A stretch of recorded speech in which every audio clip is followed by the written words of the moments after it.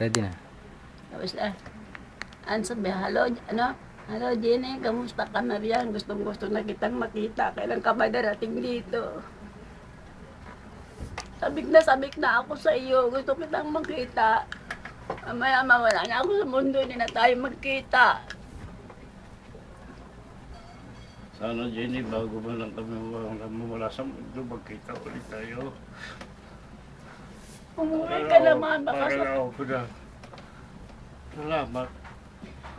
Papasalamat ako na alaala mo kami. Lagit magsasapit ng 19 ng January, February na alaala kita.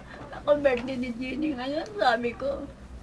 Malapit na naman ang birthday niya. Sana matupad mo ang mga pinapangarap mo sa buhay.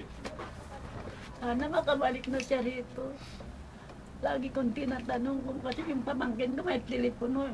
Nakikipag-uusap sila. Si LB, tumatawag dyan. Sa ate Nina, nagpo-usap sila. Ako lang. Ang layo doon naman kasi pupunta pa ako doon sa kanila. Jenny, pakiusap lang. Bago man lang kami mawala sa mundo, makapakita ka muna sa amin. Salamat. Pakisabi mo lang kung kailan ka darating.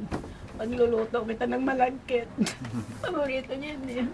Tsaka yung prito mong galunggong. Prito ng galunggong. Lagi ka namin alaala pagka yung may isda kaming galunggong. Maraming salamat na sa inyo, ha? Ay, maraming salamat sa pamangkin mo nagdala. Hindi ko siya nakikilala, nakakalimutan ko na. Sa dami-dami ba naman kung pamangkin, hindi ko na maisip kung sino-sino sila. Saka hindi na kami kasi nagkikita, paano yun? Hindi naman ako makakulakad. Babay na po. Bye-bye. Bye-bye, salamat.